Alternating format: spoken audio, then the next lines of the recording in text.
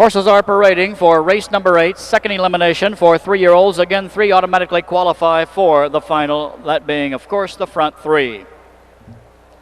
Number 1, Mr. Dream Man, owned by Mystical Marker Farms by Jack and Peggy Hood of Illinois and Indiana.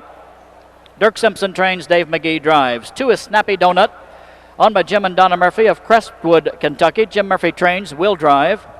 3, Jambox, unbeaten this season, 9 for 9, owned by Newton, Illinois' Merrill Brown. Kathy Finn trains, Randall Finn is in the bike. 4, Red Source, also from Newton, owned there by Dane and Renee May. Dane May, the trainer and driver. 5, I Was a Bottle Baby, owned by Gene Prather of Huntsville. Rick Prather drives and trains. 6, Fester the Pester, owned by Jay DeLong, Clinton, Wisconsin. He trains. Tom Bussey up. And number 7, Heather Paul, owned by Chancey Acres, Kenosha, Wisconsin. Terry King of Maywood. Terry King trains. Dwight Banks behind Heather Paul.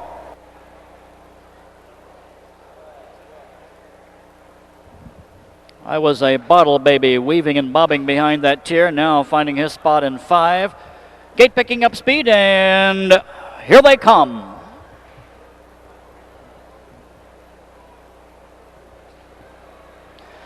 They're off and trotting. Jambox between horses, first away. Outside him, I Was a Bottle Baby gets away quickly. On the rail, Mr. Dream Man will be out third. 4th on the outside, Fester the Pester, as that field drives toward the turn.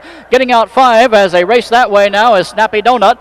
Dropped in, Red Source is 6. At the back, Heather Paul. Field around the turn, and on the outside, racing up to take command, I Was a Bottle Baby and Nick Prather. Jambox will get a trip second. The undefeated 3-year-old sits behind the leader as they race to the quarter. 3rd behind him, Mr. Dream Man. 4th on the inside, Fester the Pester. They've just raced past the quarter, 28-3. They head now down the backstretch, and they're being led by the Armbro Charger 3-year-old I Was a Bottle Baby. Nick Prather controls the tempo. He heads them toward the half. Content to wait second with no one behind him. Coming is Jambox. He's waiting for the challenge. Racing now down the backside, 3rd. As they approach the half-mile juncture is Mr. Dream Man. 4th behind him, Fester the Pester. Trotting 5 is Snappy Donut. Racing 6 still, Red Source, no change. Heather Paul at the back. Field past the half. And leading past that juncture, I Was a Bottle Baby. 58-3. Getting a trip, Jambox is second. Racing behind him, Mr. Dream Man and McGee are 3rd as they're past the draw gate, easing toward the 3-quarter. And I Was a Bottle Baby, not been tested yet. Jambox content to wait still. Racing 3rd, Mr. Dream Man. 4 anxious now is Fester the Pester. Here comes Jambox to the outside as I race toward the 3-quarter. Inside, I Was a Bottle Baby. Here comes Jambox with authority on the outside. He looks for win number 10 and start number 10. And Finn has him on top. They're at the 3-quarter, 128-4. Top of the lane, they turn for home. Mr. Dream Man will soon be testing Jambox. Looking for win number 10. Jambox now by 4. Now in the lane. Far outside. Here comes Heather Paul. Jambox under drive. Heather Paul at him. Jambox, Heather Paul to the wire. Jambox, Heather Paul. Jambox, Heather Paul. Jambox, maybe. Photo. Home 3rd was Mr. Dream Man. 4, Red Source. 5, Fester the Pester. 6, unofficially, I Was a Bottle Baby. 7 was Snappy Donut. It may be 10 in a row. It's very, very close. Heather Paul, the big rush on the outside, might have reached 158.1. Only the photo will tell. Before this trotter leaves the racetrack, today he did not win number 10, but it takes a lot of courage when you're 94 years old to buy a racehorse, and we're thrilled that Merrill Brown was able to see his colt come within an eyelash of winning an elimination of the Illinois State Fair Colt Stakes. Down here to our left, Merrill Brown from Newton, Illinois. Stand up and be recognized, Merrill. 94 years old. He's been a great owner for a long time. There's Merrill Brown in the red hat. Merrill, good day, almost.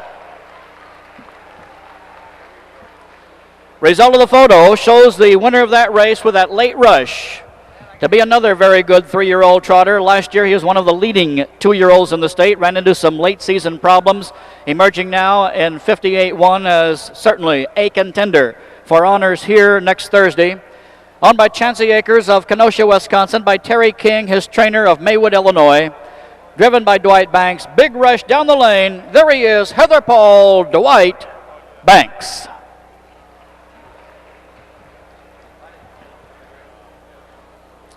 And now down to Kurt Becker, who's going to talk to Dwight Banks, who had that measured about right. Huh, Kurt? Yeah, we're going to try to grab Dwight Banks here in just a moment. I think Terry King will be kind enough to take that trotter on back. We'll talk to Dwight. Come on up here, Dwight. Now, I tell you what, we've been talking all week about how Jambox, the horse you just beat, was kind of the sentimental favorite owned by 94-year-old Merrill Brown. But when you were coming down that home stretch, you looked pretty determined to get up there and beat him. How about the race?